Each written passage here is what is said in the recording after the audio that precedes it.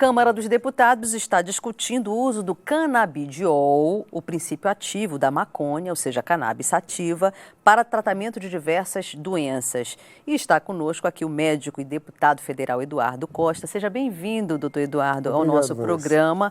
Afinal de contas, a ideia é derrubar um falso preconceito e esclarecer um pouquinho mais sobre o uso do canabidiol. A gente vai falar sobre maconha, né? Exatamente.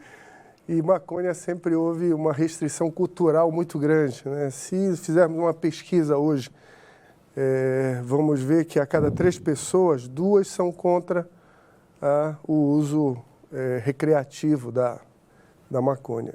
E, lógico, nós somos também, temos a mesma ideia, mas nós não podemos restringir o uso medicamentoso. Não podemos restringir a ciência, o estudo de propriedades que existem nessa planta, né? E que a Câmara dos Deputados tem uma lei de 2006 que já aprova o uso medicinal da maconha.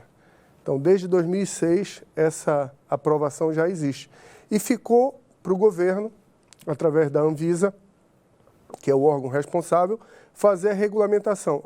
Essa regulamentação está um pouco tardia, já tem 12 anos da sua aprovação, né? E agora que a Anvisa, agora no mês de junho e julho, colocou as 2 consultas públicas, que é a 654 e a 655, que justamente para ouvir a sociedade no que diz respeito a plantio,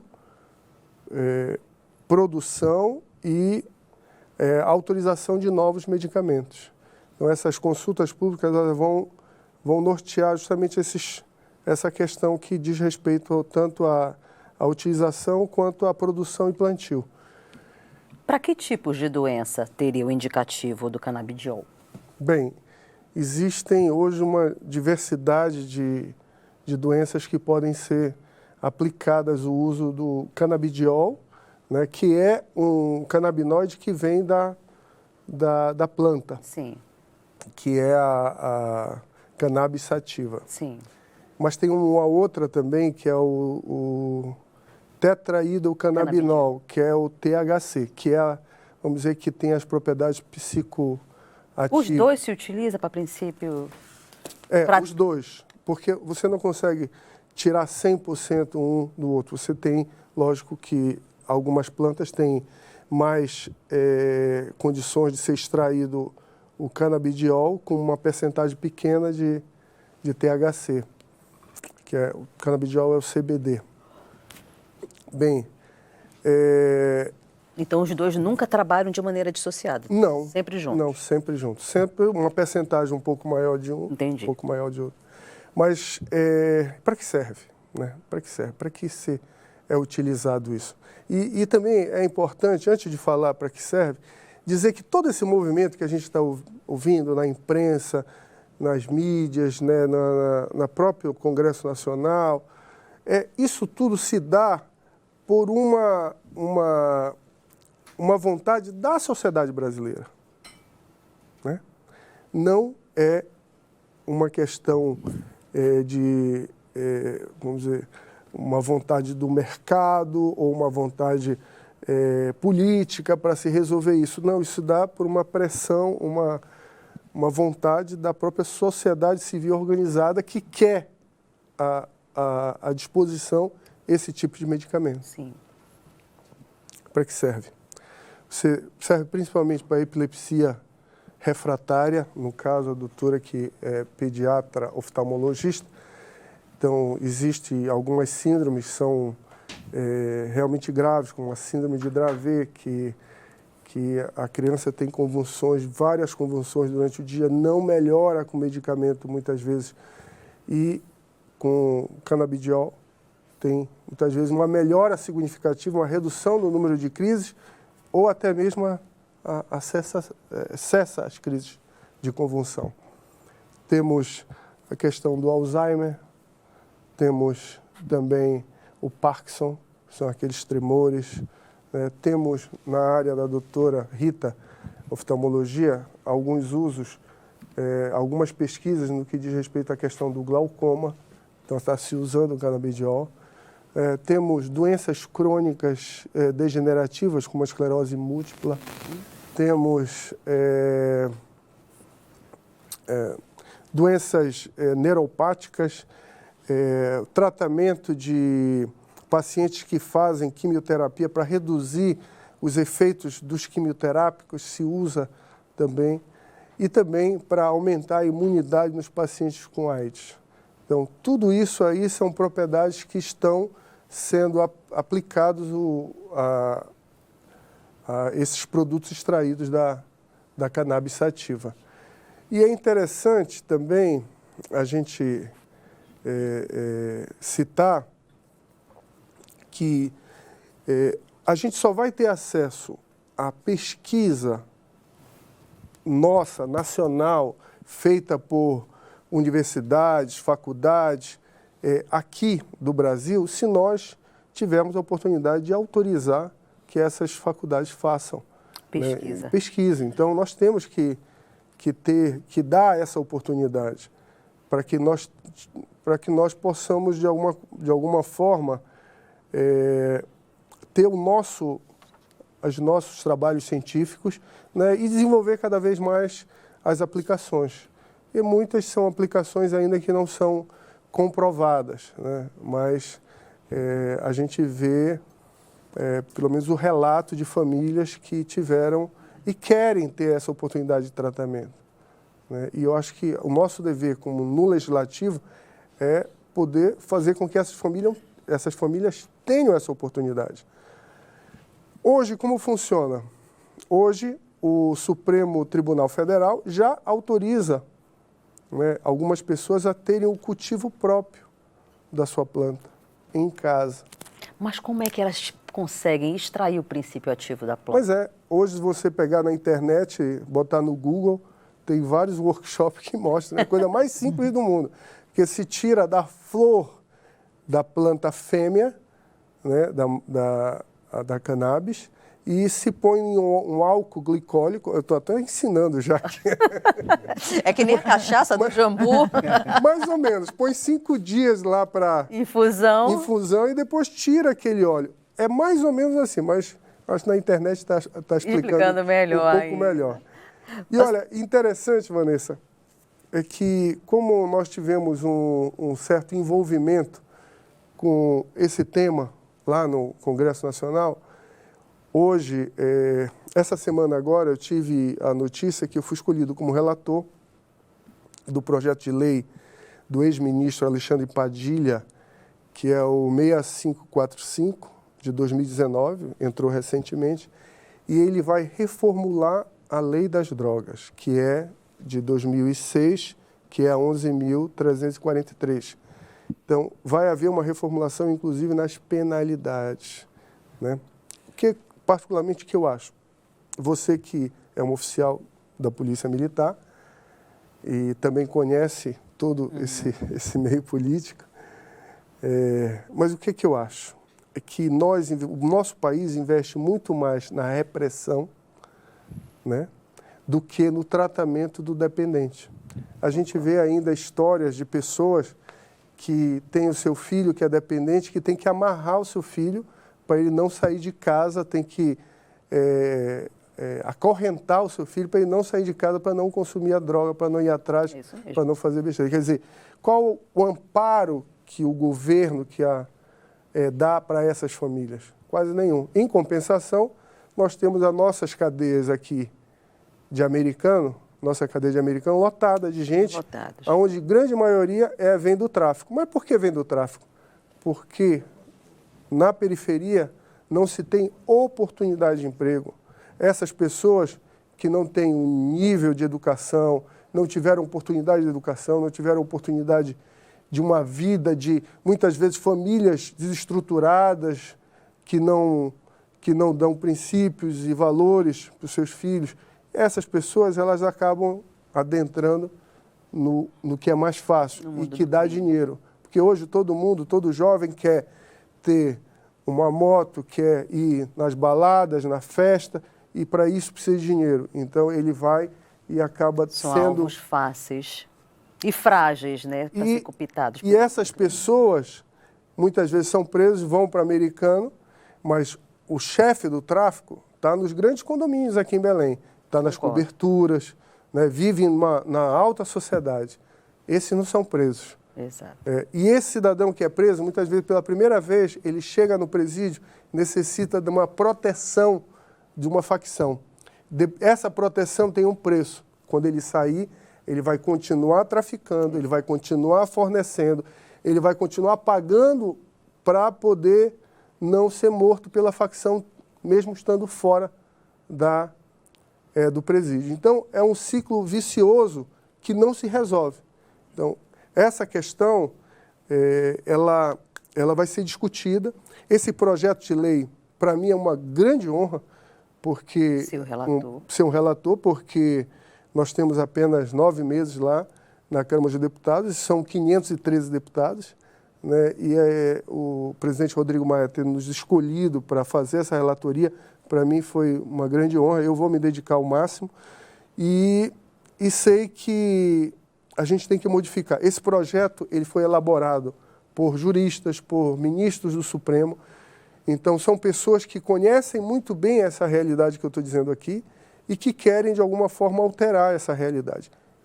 O que hoje nós temos, o sistema que está hoje de opressão às drogas, ele, na verdade, só onera a sociedade, a todos nós, que tem que pagar para um preso estar em Americano R$4.000 por mês para mantê-lo lá. R$4.000 não daria para pagar uma faculdade particular para ele? Com certeza. Daria, né? Daria para dar uma condição melhor, um curso profissionalizante, alguma coisa que pudesse ser um acompanhamento para que essa pessoa fosse inserida no mercado de trabalho, né? E fugir desse ciclo vicioso, né? Que só gera violência, que só faz a gente cada vez mais ficar assustado. Hoje o cidadão ele está preso na sua residência, né, com cerca elétrica, com vigilância eletrônica, com tudo, e o bandido ele está solto, está lá fora, tá? Tem mais liberdade do que nós. Tem muito mais liberdade que nós. Temos participação do público. Vamos lá, Tamiris. Nós temos a pergunta do Eduardo de Luca e do Bernardo Tadeu, do bairro da Cidade Nova. Eles diziam o seguinte: vamos cultivar a planta em solo paraense? Compraremos o produto já beneficiado? E que tipo de cuidados serão implantados, principalmente para não haver desvio do produto? Bem, essa questão, ela está sendo discutida justamente pela Anvisa, né, que é o órgão do governo federal que é responsável pela regulamentação de medicamentos. Então, se aqui no Brasil vai haver o plantio, o que a Anvisa quer é que seja feito indoor. O que é indoor? É num galpão fechado, sem identificação, e dentro do galpão, um outro galpão que tenha porta de segurança, que tenha vigilância 24 horas. Então, qual é o problema maior das famílias que necessitam do medicamento? É o custo. Exatamente, não vai Porque ter já como foi bancar essa liberado. estrutura toda. Hoje, você pode ir aqui em qualquer farmácia aqui no estado, você tem um medicamento feito de maconha. É o Mevatil. É o Mevatil. O Mevatil é um medicamento que está autorizado pela Anvisa, que foi do canabidiol e do tetraidrocannabinol, e está nas farmácias, né? Então, o grande problema é que o custo dele é proibitivo para a maioria das famílias, né? Custa R$ 2.800 uma caixa. Nossa, caríssimo. Já ele e para quem necessita fazer um tratamento contínuo todo mês, isso é proibitivo para a maioria das famílias. Então, o que nós queremos é que não se carteirize esse sistema, não se monopolize para grandes laboratórios ter o poder de comercializar, produzir, plantar, porque isso vai aumentar o custo. Com certeza. Temos outra participação. Sim, temos a pergunta do Eduardo Arruda, do bairro da Cremação. Ele diz o seguinte: o debate acerca do uso de substâncias ilícitas se pauta em demagogias, hipocrisias e moralismos vazios de sentidos. É mais difícil lutar pelo uso ou contra as mentalidades? Olha, eu acho que nós começamos a falar sobre isso. Existem muitos tabus, existem muitas restrições culturais, né, da nossa sociedade no que diz respeito a esse tema. E nós estamos falando aqui sobre maconha, né? Mas existem propriedades medicinais nessa planta que são importantes para a sociedade. Sim. Então, nós temos que, não importa se é a maconha, não importa se, olha, tem outros produtos como, por exemplo, o LSD, que é uma droga ilícita também, e que está sendo extraído um produto dela que serve para estresse pós-traumático. Está sendo usado, inclusive, para os soldados que vêm das guerras, né?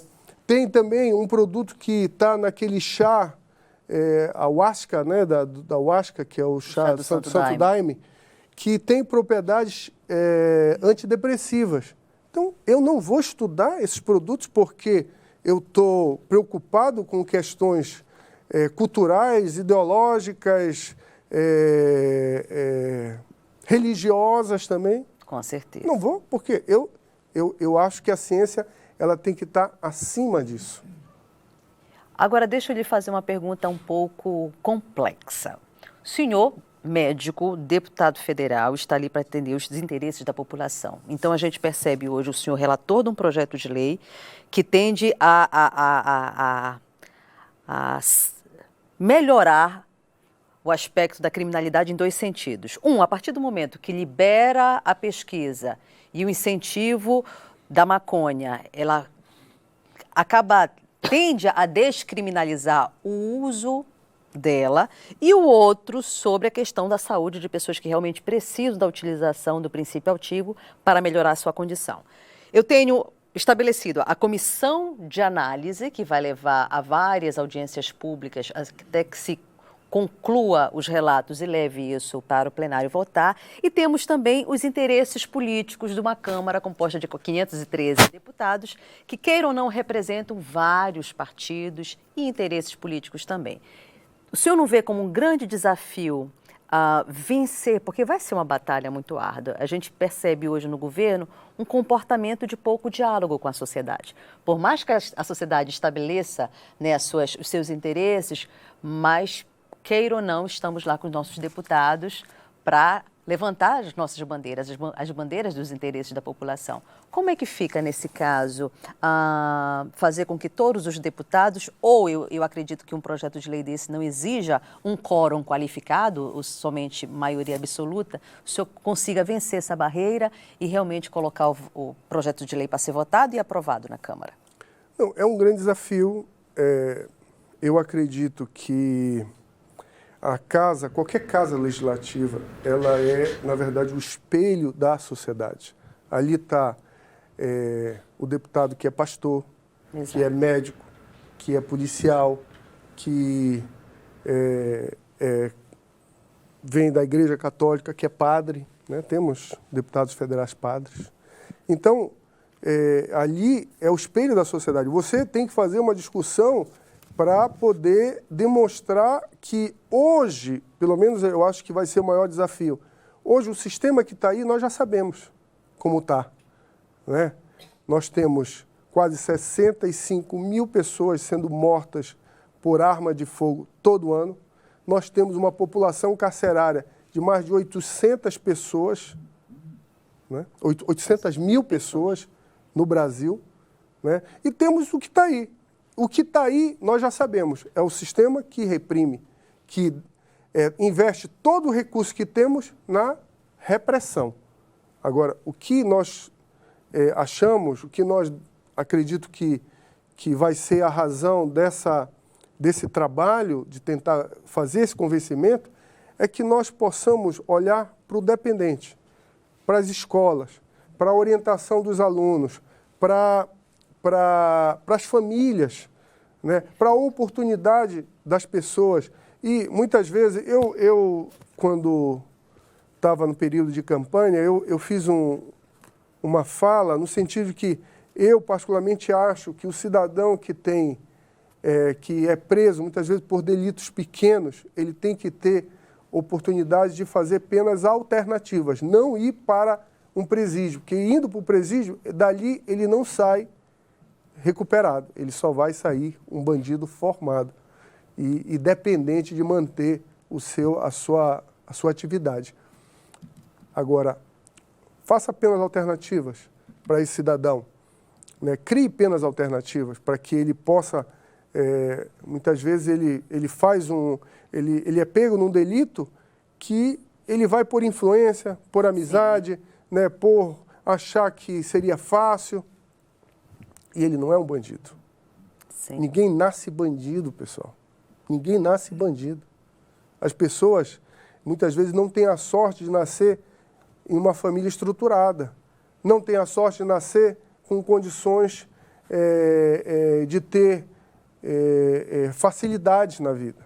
Então, pessoas que nascem normalmente em locais de muita carência, de pouca oportunidade de ensino, de emprego e de tudo mais. Quem está preso hoje? É o negro? É o que mora nas periferias? É o cidadão com pouca escolaridade? Esse está preso. Concordo. Bem, só um dado para encerrar a sua participação aqui conosco. Semana passada, no dia 26, em meio a muita polêmica, a Comissão de Direitos Humanos e Legislativa Participativa do Senado acatou uma sugestão legislativa justamente sobre o uso da cannabis medicinal e do cânhamo industrial, variante da cannabis com menor concentração, e do tetrahidrocannabinol e sem ação psicoativa relevante. A proposta vai tramitar como projeto de lei também naquela casa legislativa. Deputado, muito obrigada pela sua participação. Conte conosco da Rede Cultura de Comunicação. Vanessa, com relação a essa sugestão, que é a sugestão número 6, que estava tramitando no Senado, ela é de uma iniciativa popular. Perfeito. Necessário pelo menos 20 mil pessoas assinando. Acaba dando força no projeto de lei que também tramita. E agora ela se transforma num projeto de lei que vai tramitar normalmente. E tem vários outros. Né? Tem um outro projeto de lei que é o 514, que está tramitando no Senado. Tem o 399, que está tramitando na Câmara. Temos a ADI, que é a ação direta de inconstitucionalidade, sim. Que está tramitando no Supremo Tribunal Federal. Então, vários são os caminhos que esse tema está percorrendo. Perfeito. Então, na verdade, nós queremos só contribuir, ajudar na discussão. Bom trabalho, desejo sucesso. Obrigado. Bem, daqui a pouco a gente volta, desta vez para tratar sobre o novo programa da CBF, juntamente em parceria com a CEL, o Gol do Brasil. A gente volta já já, mas antes do intervalo, um forte abraço para Gabriela Thaís, mãe da Sofia, lá do Tapanã. A gente volta já já.